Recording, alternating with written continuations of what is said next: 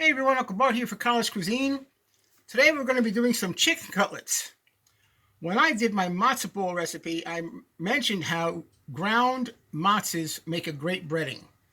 So today we're going to work with it. I ground some matzah already with grated cheese, parsley, salt, pepper, a couple of other spices. I got the chicken here I'm going to cut for you, live and in color. Well, hopefully no color like red. Don't cut my bloody fingers off. Ooh, that's a bad choice of words. Anyway, here we go. You take out the tender. Put that there. Okay, now I got myself a new knife. One of my cooking students has a knife just like this. And he does a great job with it, so I kind of got one too. It cuts very well. This will be scraps for, well, it's something we would usually give to the dogs. Okay, here we go. A nice, in fact, hold on just a second. One of the great things to easy when you're cutting chicken, make sure it's as dry as possible. This way it's not moving around. I forgot about that. Here we go. See, now it's kind of firm. And yes, I know I still don't have my glove on. As soon as I find that glove, I will let people know. Anyway, you hold it down like this. And let's do some bulk in first. Hold it down like this. And just, ooh, this new knife is nice and sharp. Very good. See, the sharper the knife, the less chance you to cut something off. Here we go.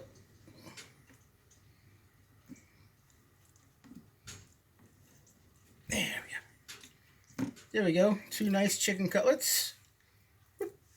Voila. You go there, you go there.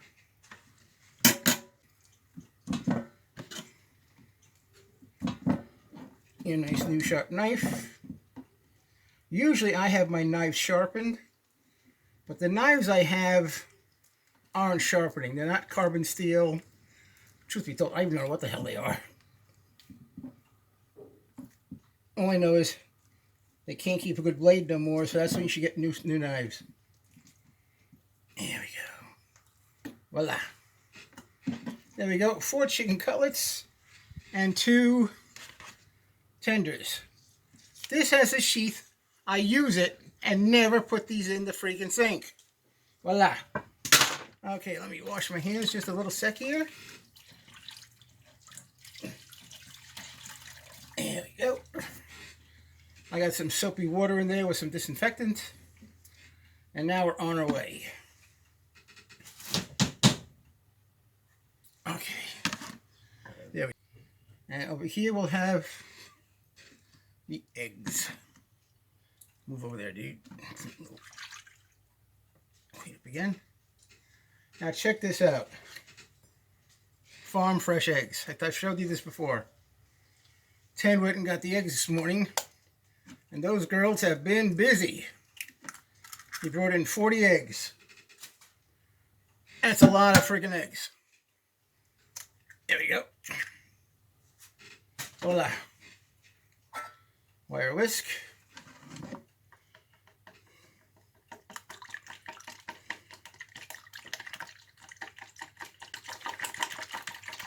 See?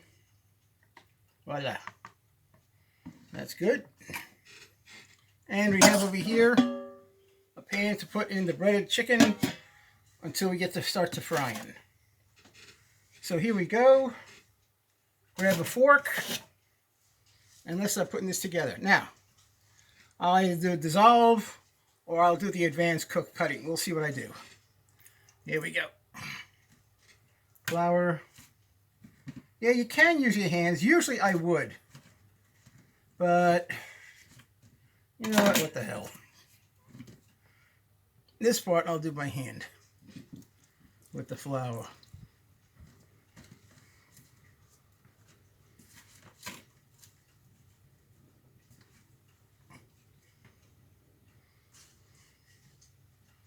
Now, when it's in, this is when you get the bulky, glovey looking hands when you go from here to there. So let's put the egg here into the matzo meal. And what you see when you this is very, very fine.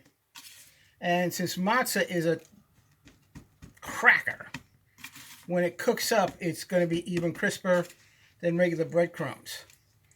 I'd like to say it's crisper than panko, but I've never used panko. I haven't had the chance to use that yet, and I've been hearing that for years and years.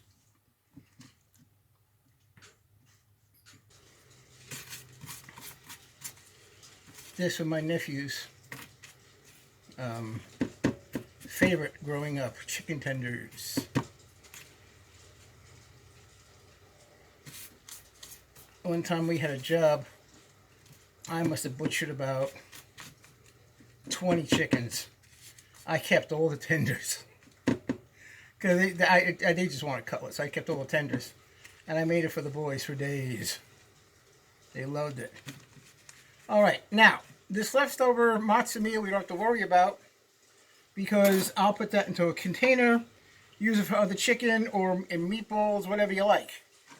I mean, you're not going to sit down and eat a nice bowl full of processed matzahs. Now this, however, we're not going to let it go to waste. We put the flour into the egg mixture here. Spoon that down. Mix it up, and I will make a little bit of hush puppies for the dogs. There we go. We'll put this over here. And now, let me scrub the decks, clear the decks, and we'll get busy frying.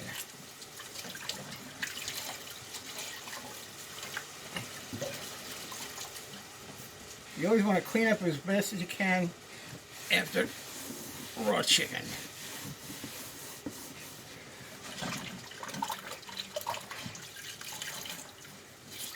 Now, so I don't worry, this is not the final washing this is going to get. I'm just doing this so I could use the surface. In fact, we can now flip it over. Voila. And here we have this. This was from the chicken. And now, I believe you'll be able to see the frying pan from this angle. Okay, this is for something else I'm cooking for the family later on. Take this out. Do that. Here we go. My big frying pan. Whether it's non-stick or not, you gotta let the pan get hot before you put in any oil and stuff. There we go.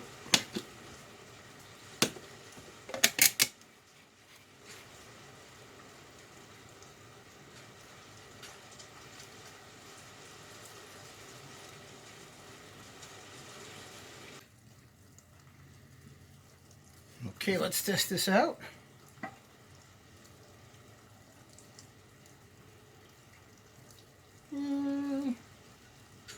Still got a bit of ways to go.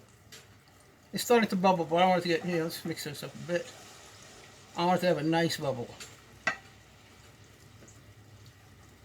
Oh, much better. Much better. Okay, sometimes you should give the oil a little stir. So here we go.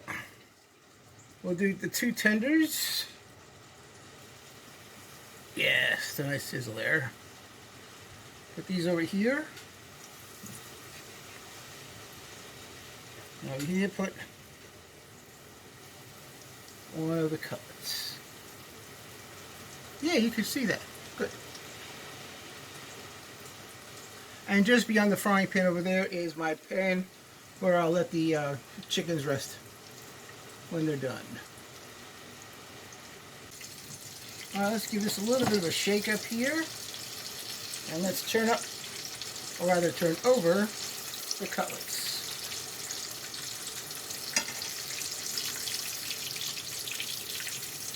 They're very nicely, very golden.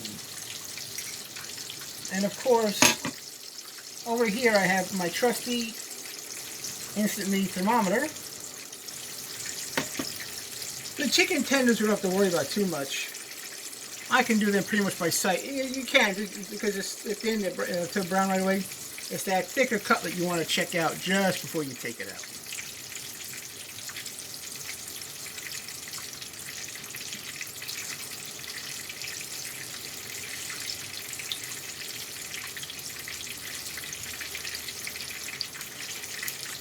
Now, since this is just regular chicken cutlets fried, you can serve it with anything. Rice, mashed potatoes, green beans, the works. And of course, if you want, again, pour some of Uncle Bart's famous tomato sauce on top, a little mozzarella, in the broiler for a couple of seconds, boom, chicken parm. But I don't want to call this chicken parm, I've already done chicken parm. Now, I can tell from here these tenders are done, so let me do a check. That's about a minute away. Oh, these bad boys are done. There we go.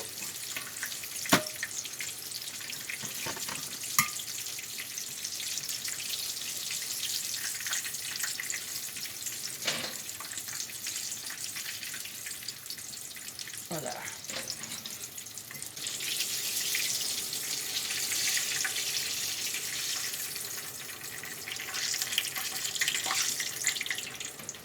There we go. Now let's add the other 3 cutlets. There we go. 1,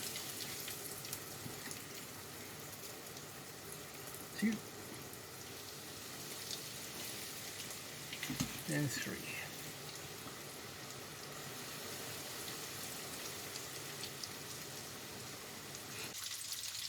All right, let's check them out, see how they're doing. Very nice, golden brown. Now let's go for the other side.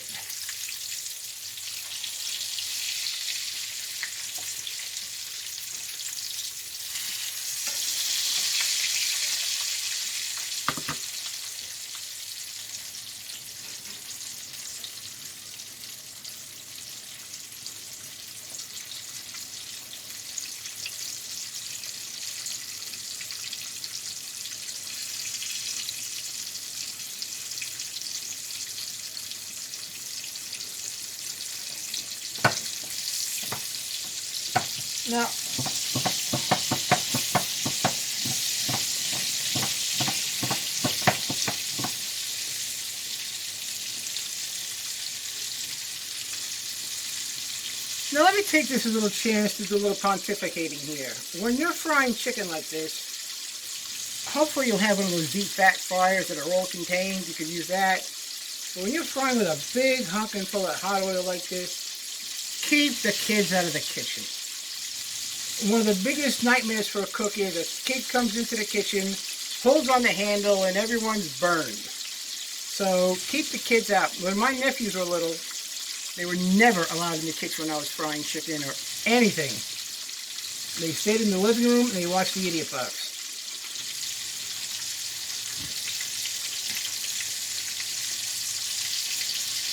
And when they got older, they went outside. But don't forget, I lived on a farm. So, no kids.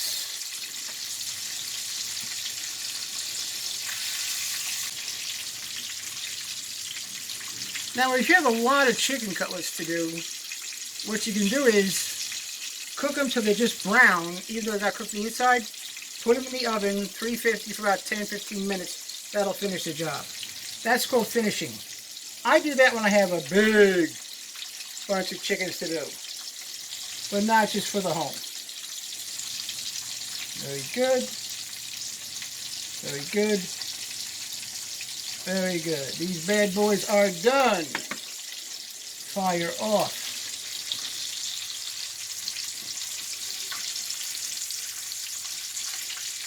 Chicken on the skillet here.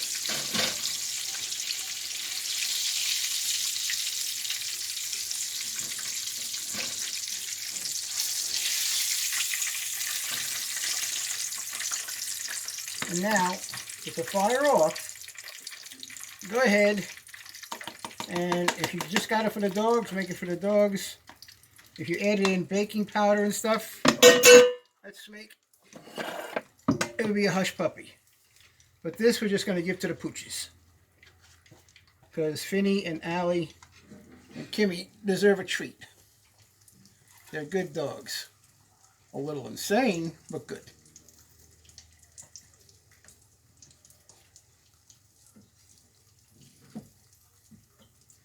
So there we go.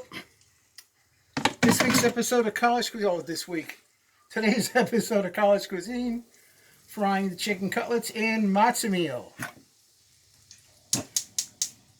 So there you have it. I'll put up a still picture of that because I don't want to put the camera over the hot oil. Eat more and enjoy. This is Uncle Bart for College Cuisine. Talk to you soon. Bye-bye.